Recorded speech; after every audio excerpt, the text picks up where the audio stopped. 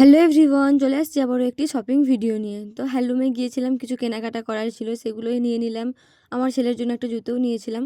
তারপরে বাইরে চলে এলাম অন্য দোকানে কেনাকাটা করার জন্য। আমার ফ্রেন্ড যাচ্ছে কলকাতা, তাই ওর মেয়ের জন্য এত কিছু মানে ড্রেস আর সব কিছু নেওয়ার ছিল তাই।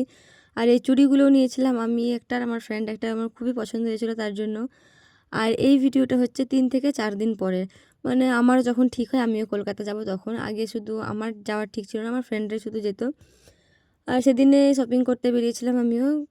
নিয়েছিলাম নিজের জন্য একটা শ্যু, আমার ছেলের জন্য কয়েকটা জামা কাপড়। আমি সেদিন একা যাইনি শপিং করতে, আমার ফ্রেন্ডও গিয়েছিল, কারণ সেদিন ওর পুরোপুরি কমপ্লিট হয়েছিল না শপিং, কিছু বাকি ছিল সেগুলোই নেবে বলে।